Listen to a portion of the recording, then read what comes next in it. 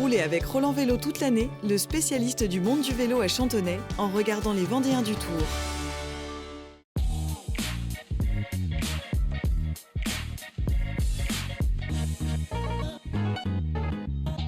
Bonjour à tous et bienvenue dans ce nouveau numéro des Vendéens du Tour. Ce lundi 5 juillet, c'était jour de repos pour les coureurs du Tour de France et il était bien mérité après 2 étapes de montagne éprouvantes, en particulier celle de dimanche. Mais revenons tout d'abord sur la 8e étape qui s'est disputée samedi entre Oyonnax et le Grand Bornand.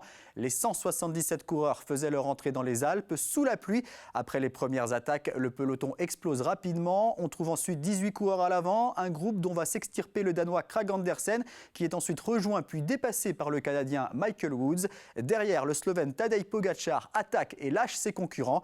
En tête de course, dans le dernier col, celui de la Colombière, Michael Woods voit revenir sur lui le Belge Dylan Teuns et ne parvient pas à le suivre. Dylan Teuns qui remporte cette 8e étape. Mais derrière, c'est bien Tadej Pogačar qui réalise le grand numéro du jour. Le vainqueur du Tour 2020 impressionne et assomme tous ses potentiels rivaux. Il s'empare du maillot jaune de leader. Victoire donc de Dylan Teuns devant l'Espagnol Ion Izagirre et le Canadien Michael Woods. 4e place pour Tadej Pogačar. L'Espagnol Victor Delaparté de Total Energy termine 47e à plus de 23 minutes. Fabien Doubet à un peu moins de 28 minutes et Pierre Latour à plus de 30 minutes. Après cette étape déjà très difficile, les coureurs du Tour n'étaient pas au bout de leur peine. La 8e étape entre Cluses et Tignes ce dimanche a été dantesque. La pluie, le froid étaient au rendez-vous.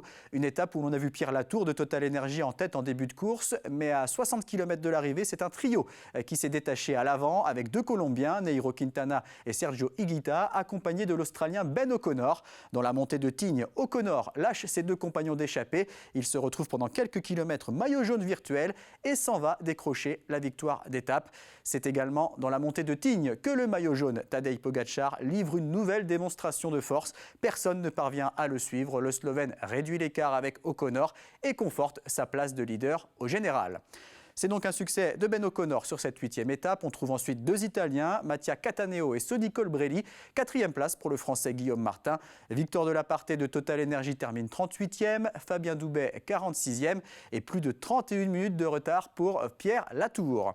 Le classement général a donc été chamboulé ce week-end avec la prise de pouvoir de Tadej Pogačar qui compte 2 minutes et 1 seconde d'avance sur Ben O'Connor. Le Colombien Rigoberto Urán est 3e à 5 minutes 18. À noter les abandons de Mathieu Van Der Poel et de Primoz Roglic. Le premier Français, c'est Guillaume Martin, 9e à 7 minutes 02. Du côté de Total Energy, Pierre Latour est désormais 47e à plus de 56 minutes. Ce mardi, place à la 10e étape entre Albertville et Valence. Et comme chaque soir, on retrouve Anthony Charteau pour son analyse.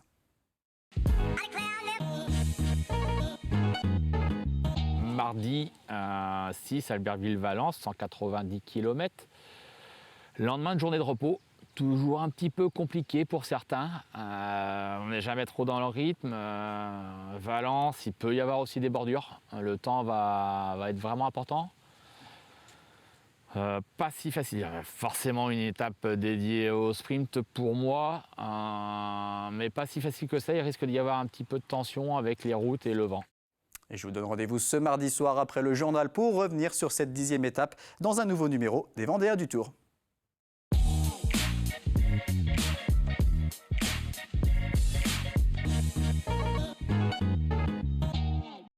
C'était les Vendéens du Tour avec Roland Vélo, ouvert du mardi au samedi à Chantonnay.